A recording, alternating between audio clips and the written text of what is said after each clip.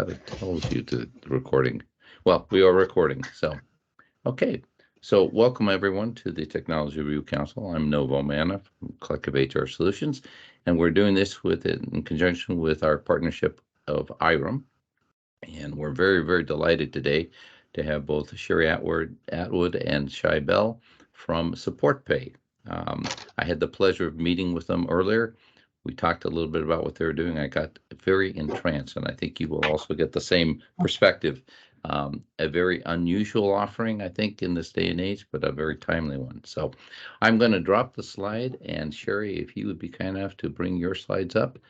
And what I would ask you to do is just simply introduce yourself and Shai, and we'll just get into it. The one thing I am going to say quickly is that Sherry has asked if we don't mind putting our comments or questions in the chat, and I will monitor them very, very carefully. If there's something that has to be answered at the moment that the slide is up, I'll make sure that I ask Sherry, but we'll get your answers very quickly. So Sherry, you are on.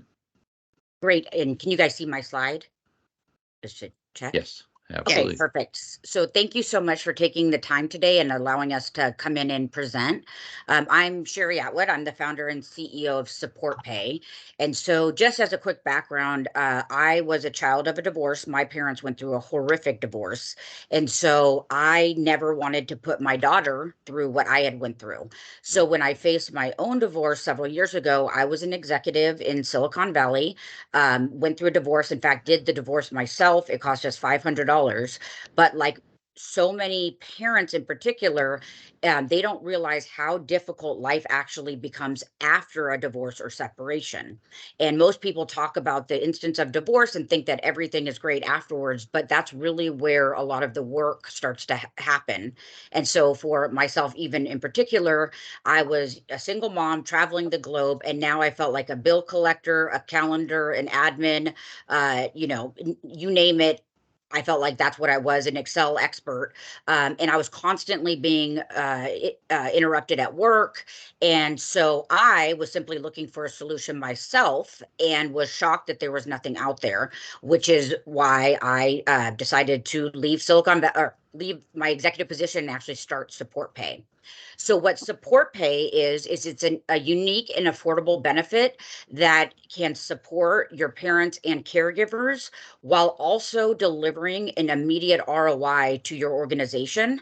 And the way that we do that is by helping parents and caregivers share, track, and manage their expenses, payments, and schedules. So what we are offering here is the ability to deliver an innovative benefit for caregivers, help them manage the stressful and ineffective process, and then also helping employers drastically improve employee productivity and focus. Oh. The first thing you look at is at any point in time, 70% of the workforce is impacted by external caregiving responsibilities. And it's not just the person who's the caregiver, it's their coworkers, it's their managers, right? They're getting interrupted, they're losing focus, they're missing work. And that leads to a huge amount of productivity loss, high turnover because they don't feel like they can do both jobs, absenteeism, and of course, those distractions and workplace errors. Yet when it comes to overall benefits and especially personalized benefits, there are a ton of offerings and support if, say, there's a death in the family, or even to from fertility benefits to helping when a child is born to adoption and parental leave. But when it comes to divorce and life after divorce and co-parenting, it's basically right now this big hole of any type of benefit that's being offered. And the biggest piece here that we've heard from many of our clients is that they love the SupportPay offering because it allows them to deliver personalized benefits for an employee segment that is typically the least likely to turn over, yet gets the least amount of support at work when it comes to benefits. So what our caregiving solution does is it helps single parents, it helps divorced parents, step parents, and we are about to announce, we're in beta right now, where we are expanding our current offering to not only help, we started with parents taking care of their children, but using the exact same platform, now it can be siblings, for example, taking care of their parents. So think of it when siblings need to share expenses, or they need to track the expenses for their parents, truly becoming a modern family financial platform. So we have got a huge amount of traction in the divorced and co-parenting, step parent, and single parent space, and then are now right now in beta to roll this out to any family member that needs to share, manage, and track expenses, payments, or schedules. So what do typical employees go through right now? And when it comes to, first, expenses happen, and whether they paid for it or they need to get reimbursed, they have all these additional expenses that need to be shared. If you think of it from a parent perspective, there's child support, but what people don't realize is there's all these other expenses. Think about medical, education, childcare, extracurricular activities where parents need to share in those expenses. So what are they doing? They're basically tracking these things on Excel spreadsheets, trying to figure out who owes what to whom, going back and forth, and then trying to say, oh, wait, I don't believe it actually costs that much. So having to show receipts or prove that the money is actually going to the child, and sending that back and forth. They're texting and emailing to remind, discuss, dispute, and coordinate expenses, payments, and schedules. And just think about it, in the middle of work and an email pops up from your ex, right, or your sibling about something going on with your parents, distraction, text messages, distraction. So all of these things, and then hopefully at some point in time, the schedules get coordinated, whether it's doctor's appointments, events, custody schedules, etc. And then eventually, hopefully at some point, money gets exchanged, and it's done though without any type of certified record. So it's all of these individual components, these different tools, all of this really ineffective process that parents and caregivers are going through to manage this, that could be automated in a certified record in one simple application. And again, significantly reducing the amount of time that employees are spending on these different efforts, especially during the workday.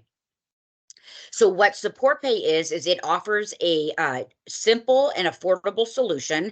It's available for the web and for mobile. It directly helps employees increase their productivity, stay focused at work, improve their financial and mental well-being, reduce their stress, feel supported by employers, and see that they can get a personalized benefit for this key employee segment. We're a proven solution. So we started direct to consumer. We have over 64,000 parents on our platform. This is available in all 50 states and territories, as well as in over 70 countries. Oh. And then in addition, late last year, we started rolling this out as an employee benefit. And so we have already rolled it out. It's available to 35,000 employees, particularly with Hearst Media, Morgan Stanley, MetLife, just to name a few. And we've already managed over $431 million dollars in expenses and payments to date. And what it offers, and when I say it's affordable, is the way that we price this is on a per employee per month basis. And the price starts at $2 per employee per month. So it is incredibly affordable and easy to roll out. And we priced it in a way that helps any employer be able to, sign the contract and launch this quickly. And we take care of all of the announcements. We have our communications out of the box, etc. One thing I will mention here is the price will be going up in Q4. So if this is something that you are interested, or you know somebody that may be interested, I just encourage you to kind of lock in the price today. Any price that you lock in today will be grandfathered in. But again, as we expand this for all caregivers and go out with that announcement, that's where the price will be increasing. Sure. So I want to show you I'm sorry. quickly. Go ahead. I just want to ask you a very quick question on that previous slide. So it is employee per month across your entire population, not just those that are in the usage. That is correct. Okay. That is correct. And the reason, yep. And the reason for that, and why we don't do a per activation, is number one, because of the security risks. If we do have to do a per activation, we then are passing PII, personal identified information, back and forth between ourselves and the employees. And that is a far more expensive endeavor for both the employer and for us. And so we looked at it in several different ways and said, you know what, how can we offer this where it's almost a no-brainer at this price, but also reducing, number one, the security risks, reducing the amount of administrative burden that is put on the employer to roll this out, and allowing us to do it quickly without having to go through all of that. That being said, even with this pricing doing a per employee per month, I can tell you that we have gone through some of the most extensive security reviews out there. Morgan Stanley, for example, MetLife, just to name a few. So we take pride in our security, and the security of the data, but this also allows your employees to sign up for this, whether they want to use their work email or they can use their personal email. Because still today in 2023, especially being a single or divorced parent, is still a stigma in the work world. So for there, that's why we wanted to do it in a way where we're not sharing that information. And I think, in all honesty, what you announced as well, by siblings taking care of their aging parents, the population you're covering a lot of the gamuts of all of us in some situation or another. So that's perfect. Excellent. Thank you. You're welcome. So here I'm going to give a quick demo, and sorry if my calendar keeps popping up. I think it's because people are entering, and so it keeps going back to their the calendar version of it. But I wanted to do a quick demo so you can see how this works. So, There's just a very quick question from yep, Scott, who had actually asked the question I was asking as well. So he says he's using an example of 10,000 employees and only 100 people use that. You're kind of looking at, he's looking at down and breaking it down to $200 per user is roughly what it looks like. You get a absolutely. minimal, but I think, to your point, not only are you ensuring the integrity of that, but you're allowing people to do a lot of variation in what they're doing. And I'm gonna extend that a little bit further. And you and I talked a little bit. Even if I'm not a divorced parent, I may need your scheduling just to keep my life intact.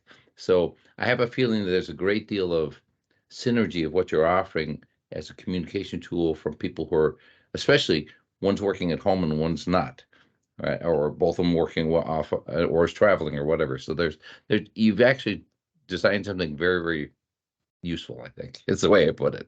So And anyway, I'm actually going to go through a case study after I show you how it works. But our success criteria is a target of 5% utilization, the same success criteria that you would see in mental health benefits.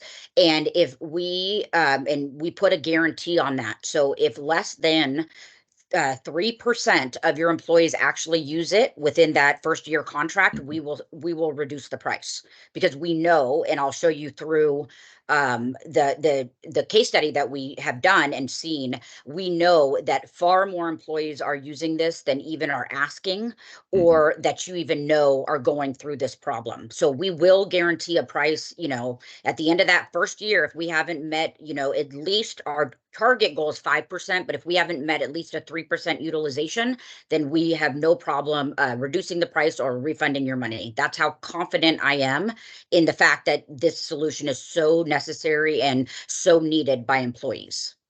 And I did a little bit of research, so maybe to answer Scott, who's been a longtime friend, in all honesty, I did some research here, and apparently 50% of children have experienced a divorce, if you will, in their family, parents above them. And if you will, 70% of the children under 18 have experienced not living with two parents, in a sense.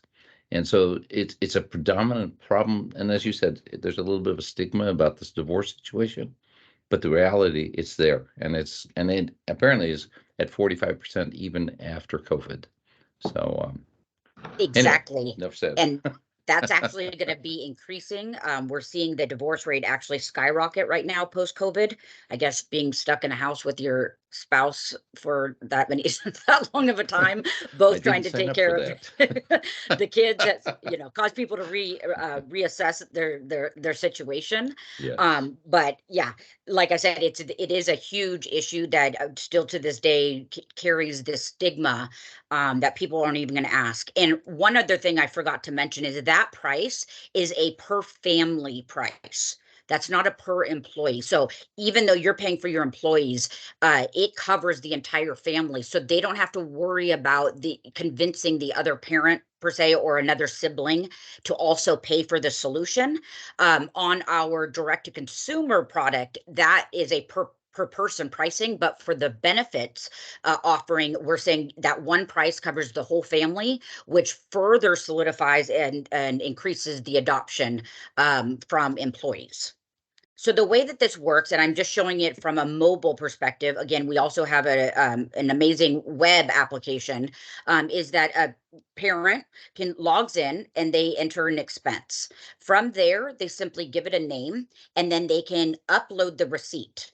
We scan the receipt, and from there, we automatically populate not only the vendor, the total amount, but also calculate how much each parent owes for that item.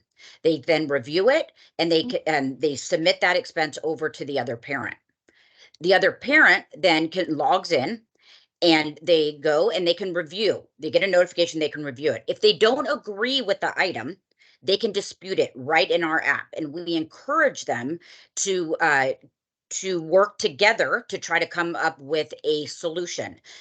In order to dispute it, they have to provide a proposed amount they're willing to pay, as well as the reason why they're disputing. That can go back and forth up to 3 times. And if they're still not able to come to an agreement, we actually offer a service now that we again are about to announce, where we have private judges available on demand, where for a small fee, they will be that third party mediator for those disputed items. And the other part I'll mention here is when an item is disputed, it gets moved over to a separate bucket. So all the rest of the money continues to flow. And then that way, typically what we've seen without something like this is they're arguing over a $40 charge, and all the money stops flowing just because until they can come to a resolution on that small amount. So all those get moved over. Did I hear that? Was there a question? No, I don't No. think there was yet. I'm watching the chat. Okay, perfect. And then as well as them logging and disputing it, when they go in, they review the item. And if they agree with the item, they can make or schedule a payment. We support direct ACH payment from bank to bank, PayPal, and we also support the ability to record manual payments. So cash payments, if payments were made with a credit card, if payments were made, say, through a payment app, all of that in one place. So you can record, not only make the payment, but also record it and have that certified record. In addition, we do all of the scheduling. So you can invite your family members to the schedules. You have things on here like your custody schedule, as well as your kids' events. All messaging can go through our app. It's an archived record, but also it gives the employee the control of deciding when they will respond to, say, their other parent, rather than just a text message popping up in the middle of a meeting and all of a sudden still missing connects back to. Oh, sorry, is that? Yeah, I don't. If you don't mind, if you're not presenting, if you don't mind, turn your mics to mute, please. Thank you. We're good. Yes. Thank you. And so being able to control when they get interrupted, this was a huge thing for me. I can't tell you how many times I was interrupted. We also have joint to-do lists and task lists. Think about birthday presents, back to school items, all these things that parents need to share these lists, as well as the ability to store and share photos, videos, media, all in one location. Our biggest competition when we get asked is who are we competing against? And really, we're competing against each one of these individual types of apps that parents are trying to use to kind of get a handle on this. So if you look at all these different apps, we are that all-inclusive in one simple application, all tied together, that really helps take away this burden, the manual burden that parents and caregivers are experiencing. I wanted to There give was you. a quick question. I'm sorry, Sherry. Scott had asked, and I apologize. I should have grabbed it earlier. He's asking who pays the additional fees, i.e., the parties involved, or is it passed to the company? And I think that you made a comment earlier about that. Oh, yes. So no, it's not passed to the employer. We do have add-on services that, for example, if they want to send money via ACH, we give them 3 free ACHs a month. But what we have found is many of our customers today, they actually want to send an ACH for every single line item. They don't want to send one monthly bulk item.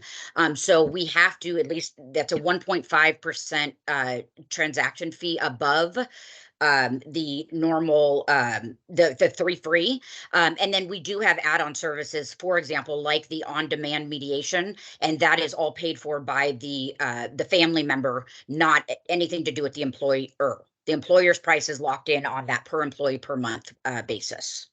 Oh, I liked Cindy's question here. She said, "We missed one. You missed one competitor, and that's the government, who's willing to take this money right out of your accounts."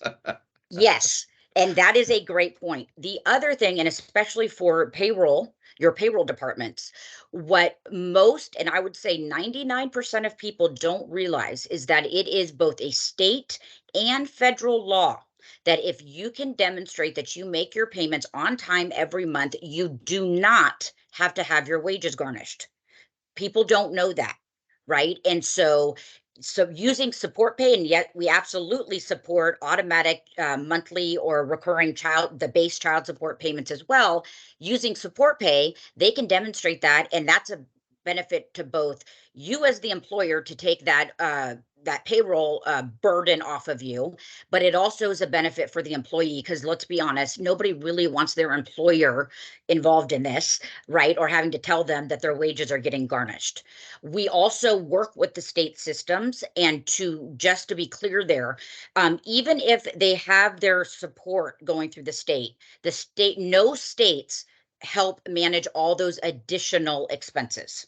Right. So even if, and I'm a perfect example of this, I actually get mine through wage garnishment, because he didn't want to set it up through SupportPay, his regular payment. So I do get wage garnished there. And he actually then goes in and attaches his payroll receipt for the wage garnishments, the automatics. And then he uses, or we use SupportPay for all these additional expenses. And my daughter actually just finished her freshman year in college. And let's be clear, though they say child support ends at 18, it clearly does not. So we're even now sharing tuition, right? Room and board, computers, car insurance, getting our new cars, cell phones, all of these things that will expand far beyond even the age of 18. So I want to give one example here. So with Hearst, and I think this addresses your utilization question. So with Hearst, we rolled this out to 12,000 employees. Our target success criteria was a 5% utilization within 2 years. Within 3 months of rollout, we already achieved 6.2% utilization. And even the VP at Hearst, Maria Walsh, was shocked. She's like, I knew this was the right thing to do, but I had no idea how many employees desperately needed something like this and didn't know they could ask for it, or is too, or too embarrassed, or didn't want to admit that they needed help. And then by taking those 12,000 employees multiplied by the 6.2% utilization, we're already saving them over $4.2 million per year. Now you're going to ask me, how do I know that? We have an ROI calculator that is available for you. And simply what we do is we go in, you can put in the total number of employees at your organization. What is the average annual salary per employee? And how many hours per week are they spending managing all these individual tasks? When we did this with Hearst, we asked them right when they started using it that, and the typical answer was 8.9 hours. After 3 months of use, we went back to them and said, how much time are you spending now? And they said less than one. But we calculate this, and then we also put in the percent. So what is that utilization rate? So based on this calculation, in this example, if it was a 10,000 employee organization with a average salary of $60,000, they're spending 8 hours currently, and only 5% of the employees use it. That can show you right there with this calculator the annual savings that you can see just by helping automate and reduce the amount of time employees are spending on these tasks. And again, you can go to this calculator yourself and run your own numbers if you would like. So Sherry, you've got two questions out there. Yep. Let me start with Scott's. Actually, I'll start with Sydney's very quickly. I think you can answer it. If the employee is using a personal email account, how do you know the utilization? So that's number one. Great question. Oh, do you want to answer that one first? Please, if you don't, that's great. Yeah. So when we roll this out, the only administrative burden for you is announcement. Every employer that has it, we created dedicated registration page. And so we ask the employees to go to that registration page to create their account. They're then automatically added on the back end by that benefit and their employer. And so that is what allows them to use their personal email. Worst case scenario, if they don't do it and they just go and create an account by going directly to, directly downloading our app, then they can just simply contact our help desk, who's there and available 365 days a year. And they just tell them that they're part of this employer, and then we can mark them on the back end. But that's how we do it without actually passing back any PII information. It's through this dedicated registration page per employer. And then there was a second question. Yes, and so I'm gonna have to read it because I want to make sure that it said exactly what Scott was asking, and that is, he said, are employees able to set up payments in SupportPay that will flow to the company payroll system, and once deducted from the paycheck, an ACH or other payment sent to the receiver of the payment? I'm not quite sure exactly. Scott, I may ask you just open up your mic and just ask the question. It's really, can the person set up, so there's an agreement that I want to have a certain amount withheld from my check and sent to my former spouse? Is that something that is set up in SupportPay? So that would necessitate an integration between SupportPay and my payroll system. Yeah, no, we don't do that. We don't want to open you guys up to that risk or ourselves. Now they can certainly with our app send an ACH or a check from their current bank account to another family member's bank account, and we track that all the way through from the time that it's withdrawn to the time that it's deposited to make sure it's actually there. But we don't integrate directly with your payroll system.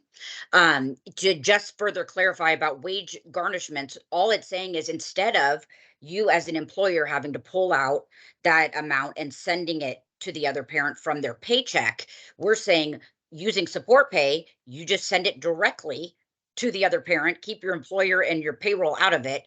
And then that way they're managing it between the two parents or the two family members, not having to have their employer go through it, if that makes sense. I think it does. Julie's asked an interesting question. I was waiting for it. So I use this, I love this benefit, and I leave the company. Don't ask me why I do that.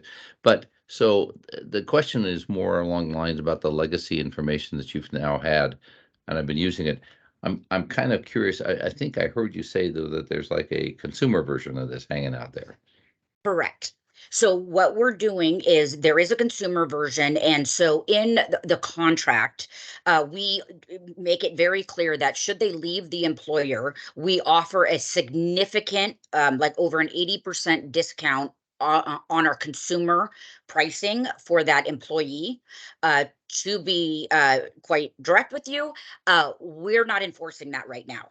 So them leaving and continuing to use our system is not our biggest, burden or oversight. But should we at any point in the future, they would not even have to pay the typical consumer price, which is today $14.99 a month. The price then is to them is between $2 and $5 per month if we And I started won't, enforcing it. yeah, I won't trouble this to death, but I will say this: this is a great example of why benefits is becoming a huge leverage point as a retention device. You know, I'm going to go for $5 an hour more, but my new employer doesn't have this stuff. It is an inconvenience. I suspect in the long run that not only is it a great retention device, but quite literally, you are doing a service for them that they would miss sorely. So I'm glad you got the consumer version of this one.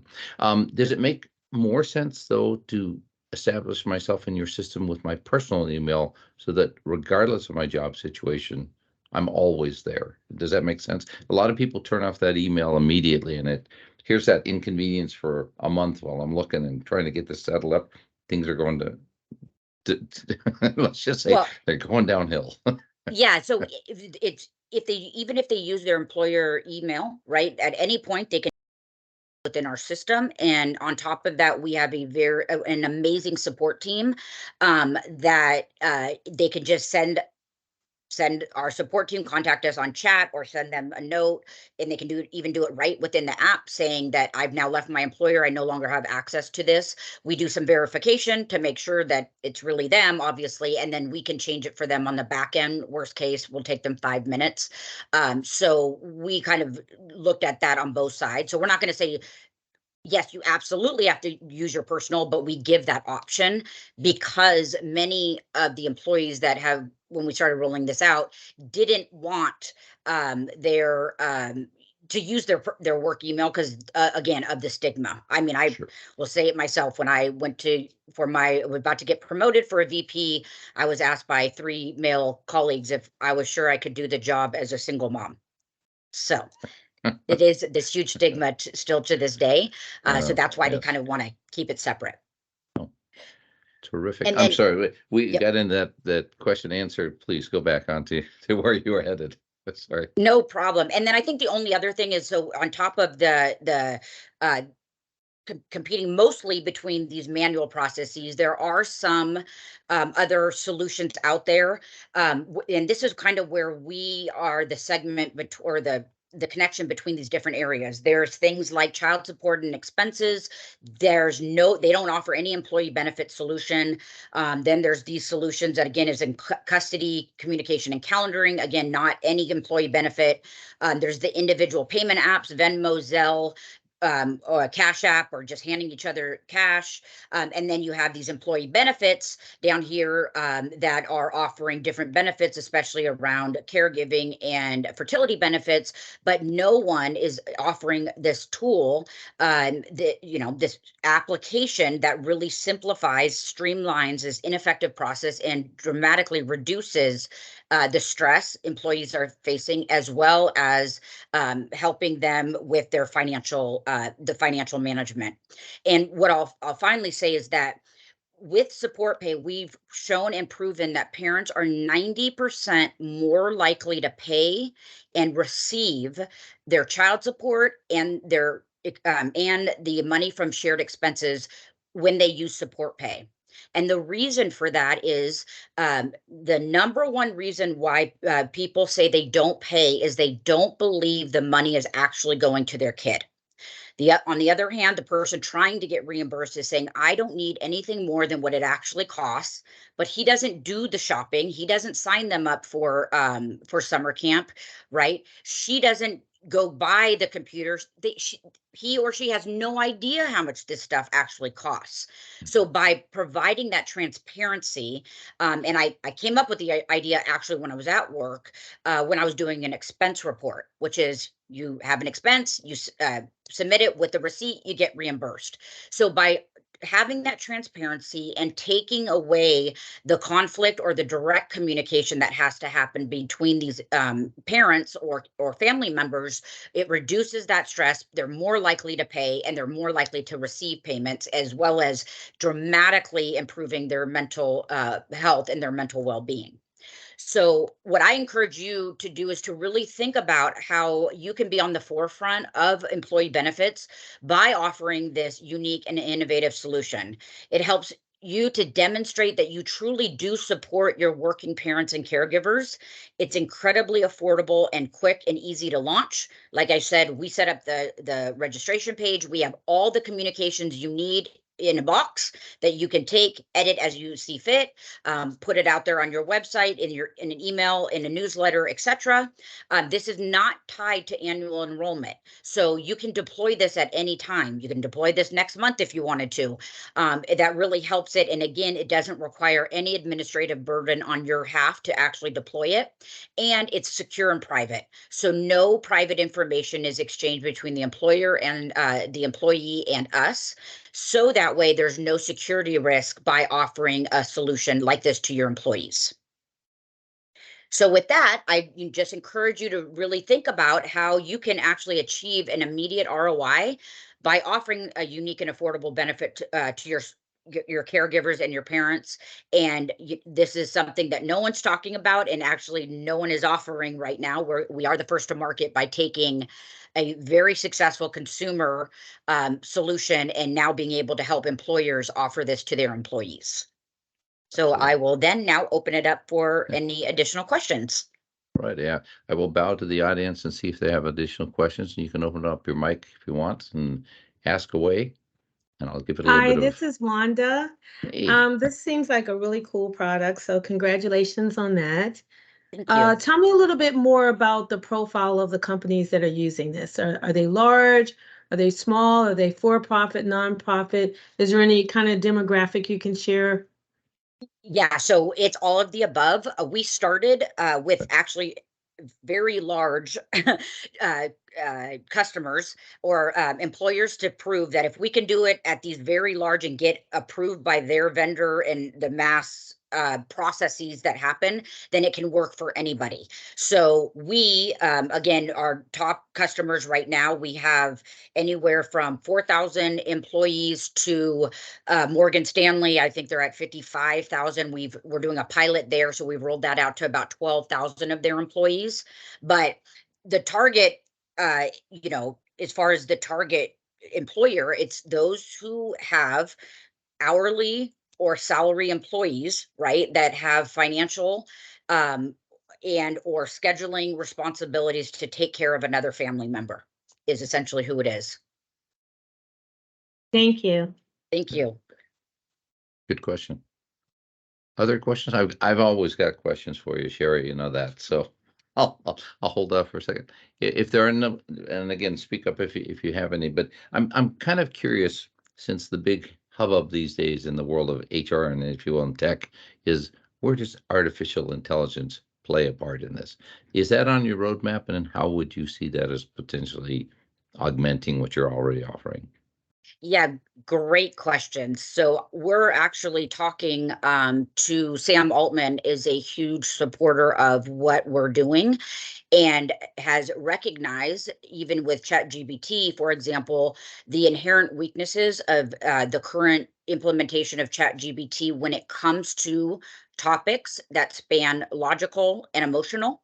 So we are also working and with him over, the next several years to see how we can help augment the way that caregivers communicate and respond to each other, to encourage more proactive and productive conversations, as well as using artificial intelligence to see where our customers, our users are at different stages of their life, to be able to offer them a whole host of services and support beyond just the technology, right? Whether it's in the beginning when they're going through a divorce and helping them, even today, helping them calculate how much child support is, helping them do a divorce in a very cost-effective manner, helping them track and manage all of these expenses.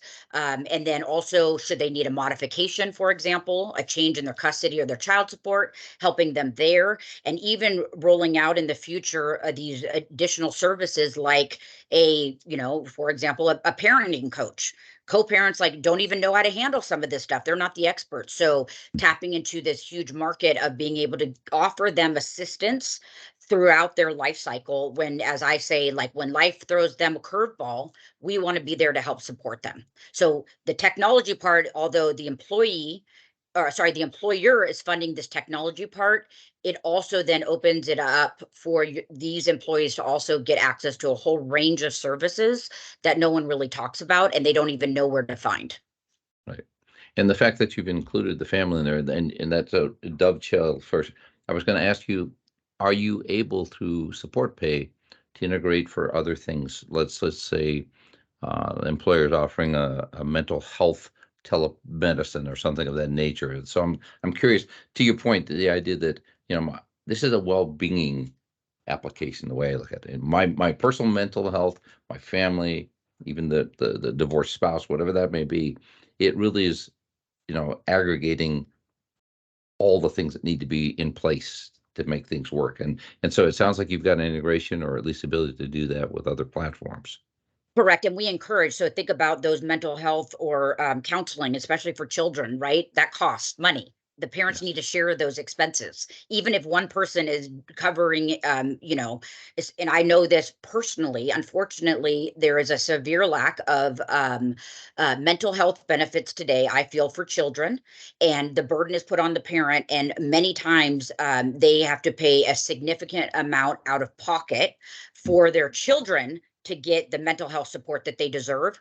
All of those things need to be shared, right? That's an expense. So really giving them a tool to tie those things together. Now, we don't want to tap into integrate with those, because that's very personal information. They only provide as much information as they want, but being able to tap into those resources at the time, we can actually see through AI, actually, through their messaging, where the tone is starting to go down, like it's starting to turn negative, Right. and being able to say, hey, can let us help you, right? Either by going to your employer, the benefits you already have, or maybe we could bring in a parenting coach for you to help, because we're seeing the amount of stress that's occurring, right?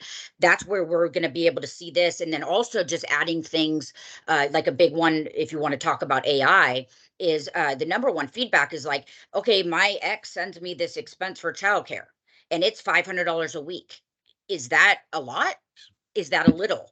Well, we have that data by zip code to say, oh yeah, $500 for your zip code is actually right there in the 50th percentile, or no, that's in the 90th percentile. It's probably a little expensive. So we have that type of data and information to share.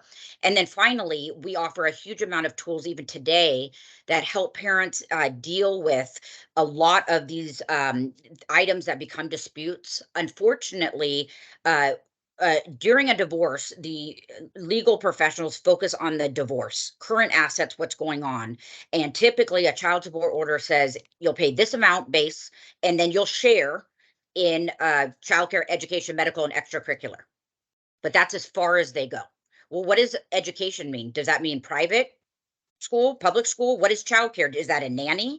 Is that back to school? Is that summer camps that are incredibly expensive, right? Education fees. Does that mean a brand new, Apple laptop, or is it a Google Chromebook? We have these tools that we feed back into our parents to help them discuss these items, come to agreement beforehand, and continuing to feed that to help them more and more. And again, my goal here is, yes, I need to make money to keep the company going and support the servers and continue to deliver resources to parents and family members. But my goal here really, and why I did this and why I left a very lucrative career, is I simply want to help people. I want to help in some small way, right, to help them. And so this is my small way of doing it, and why I try very hard to make this as affordable as possible, so that the most amount of family members get access to it and can start using it. So you've generated a whole bunch of questions here. I'll try to guide them down one path. It's like a shotgun. But as you talk about this, it strikes me, my granddaughter has I guess, a credit card that's refilled by parents. So she has a limit. Can I, in SupportPay, refresh that as part of it? So, nobody's to pick up the child, here's an Uber, let me order that, let me make it happen, and it's paid for, and so on. Is that all possible? Today we are in the process of rolling out a dedicated debit card, prepaid debit card through our platform. So you Nice. can either reimburse it.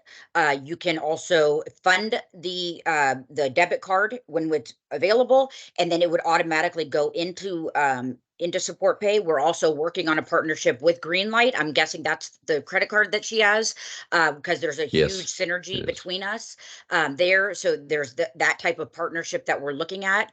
And then another thing that I'm super excited about rolling out here soon is we will also, in addition to expanding this to all caregivers, all family members that need to share expenses across bank accounts, we are also adding the ability to pay third parties directly. So today it's a support item or getting reimbursed on an expense. But here soon you'll be able to upload a bill. For example, think of your child's orthodontist bill, right? And you upload it, and each parent will be able to send their payment independently to that third party without having to wait to get reimbursed. And as I say, I even faced this myself, showing up one day and his payment wasn't made, and I was like, didn't know how to respond. So even proactively notifying the other parent, like, hey, by the way, this payment wasn't made, just so you know how to respond to that. Yeah.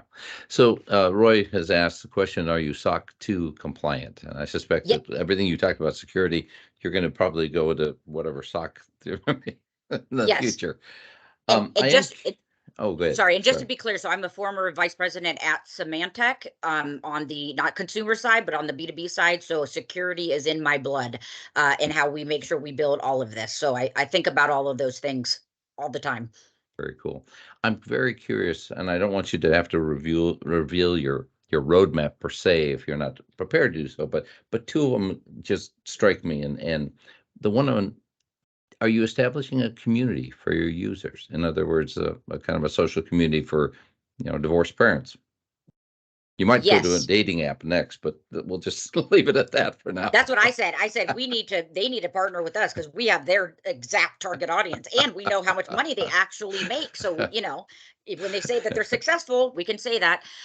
Absolutely. In fact, that's an announcement that will be coming here shortly. There is actually a very active community out there. And I can't quite announce it, but I've just acquired a company, and that with a huge over 100,000 members today in this community that will all be rolled together under one solution. Fantastic. And then the other question that you didn't touch upon it per se, the metrics that you can get out of this. So the employer is not going to be overly interested with the metrics other than possible usage and so on. But I think you're sitting on, like most SaaS organizations today, are sitting on a ton of data. So do you supply stuff to the individuals, as an aggregate? I expect a white paper coming out from SupportPay soon. What's happening in the world of divorce? Or even child expenses, right? So exactly. The FDA, what is it? The USDA says that it costs $10,000 a year to raise a child. Please find me a child that only costs $10,000 a year, and I will adopt all of them. Right? I love that is just crazy. We actually can tell them this is what it actually costs to raise a child every year. So yes, we have all that data. We're sitting on it. Of course, for each family member using this, it's all their data in all different locations, all in one place, right? So now they have this as a certified record. Think about this for taxes. Yes. End of year taxes, dependent care spending accounts, and they need those receipts. It's right here. Healthcare spending accounts, right here. If they're paying alimony, they're the one who's paying spousal support. They can't do that through their employer, but they get to claim that as a deduction, but the person receiving has to claim that as income. So we have that every year, and they get it. And then they have all of their data here in one place. And this, if you believe that child support ends at the age of 18, parents alone are dealing with this problem on average for 12 years because they typically separate or divorce when the youngest child is 6. So that's only to the 18. It's that long-term history and data, which is really the value to the parents and the family members, because they need that should they, and another, like I said, get a modification. the first thing you have to do is provide a complete history of the child support made and received, custody, when they showed up, when they didn't, trying to coordinate different events, all these things. And now they have that certified record and access, as well as us rolling out a lot of these AI functionality of providing them key data points so they know whether they should even dispute something, right? To even prevent disputes from happening as it is. Yeah. Wanda's asked a question here. What is your, I would say, what is the greatest challenge you have for adoption of your program in a company? Our greatest challenge right now is awareness, right? Is just people don't know. Obviously, we're so unique. We're first to market. There's no one talking about it. That's the one thing. And then also employers realizing how quick and actually easy it is, despite us telling them how quick and easy it is to actually deploy this, right? And again, we're willing to work with you even on, if you don't want to sign a 12-month contract, we've done this where we said, fine, let us do it for 3 months, right? Let us prove to you that this is of value to you. But that's our kind of thing, is getting over that final sign the paper. And then I guess our other big thing is we realize that starting in like August, September, everybody like heads down open enrollment, right? So there's a very limited window to get people's attention for these different unique offerings. Of course, we tie into open enrollment, but we also tie in completely outside of open enrollment to be able to offer, your employees benefits besides just that one time of the year. Exactly. I'm going to ask a dumb question, but are you going to be at HR Tech Conference in Las Vegas in October? Yes, we have applied to be there. So we are hoping one of us, hopefully I will be there, and then me and Shai most likely will be there. Absolutely. Well, IREM is considering creating tour guides. I will be one of those, and I will take my group to your booth right off the bat. Awesome. That would be great. Last question I have, the population that really suffers because they are independent contractors. I suspect there's a platform called Opolis, a gentleman in Colorado that's doing stuff with, and he's offering benefits to these independent contractors. Let me know if you want a connection with him. I'd be very happy to open the John Pollard is the gentleman's name. I think he's got the right idea about how to get benefits because he represents 10,000 independent contractors. That's a pretty good buying power. Yep, so, absolutely. Yeah. We will take that. And I'm curious about the potential, as you announced this, caregiver situation. Would ARP be interested in perhaps talking to you to provide that? Okay, yep. Cool. We've Absolutely. got the basis We're in fact on the top of their list right now for their innovation. What's the word? I forget the name of it. The innovation forum Whatever. that they want to actually sponsor us as we roll it out. So yes, absolutely looking at it, because especially when it comes to caregiving, everybody talks about like making sure that they're in the right home, or who they live with, and like getting their benefits. No one is talking about it, tracking and managing or sharing those expenses with other family members to make sure that person is supported, right? And Exactly. and for us, it's not a new product, right? No, it's proven. no. It works. It's It's just a flipping it different, around. different use case. Exactly. Yeah, you still get the parents still in the middle of all this process. Kids are elder parents, but they'll deal with it better. Any Exactly. other questions, folks? We're at the 5-minute mark before the end of the hour here. No, I just wanted to mention, I'm just going back to Please. Scott's question earlier. Oh, yes. One of the things that we found when we look at the users, or type of users that are online and using SupportPay on a regular basis, and it's not just co-parents or caregivers. I have a best friend that uses SupportPay. She's married, but her and her husband, they don't share expenses. Me and my husband uses it because we have 3 kids and they have all different types of sports and activities, and we need a way to manage it. Who's going to take, so-and-so to swim class, and who's going to take them to football practice, that sort of thing. So there's a large number of parents of all type of families and backgrounds that use SupportPay, and even pet parents as well. We've seen. You will definitely have been made it in this place. I was going to say that you're going to be the ubiquitous app, but Androids and Apples will be loaded with SupportPay. Will be done. To your point, Shai, it's literally, it's got all the makings of the kind of an app that I can use regardless of my situation. So I think Right. you've got some great traction and really, I think, a very long roadmap in front of you. So we expect to have you come back when you have Awesome. more and more going on, especially the caregivers launch. I would love to hear more about that. Any other questions? And if not, I will say to you, Sherry, and to you, Shai, you have entertained us just as much as you did the last time you talked to Oh, me. thank So you. I have to say, yeah, I think everybody probably gives you big thumbs up on this one, but I would certainly invite any comments. Anybody wants to send me some stuff, I'll get it off to Sherry and Shai. And certainly, if you want to contact them, let me know that too, because I'll be happy to hear it from you. All righty. Well, again, thank you all very, very much for joining us. And we'll see you at the next Technology Review Council, probably about 2 weeks down the road. And we'll go from Awesome. there. So Thank thank you all you. very much. Stay well. Thank Thank you, you. everyone. Bye-bye. All Bye-bye. right. Bye-bye. Bye.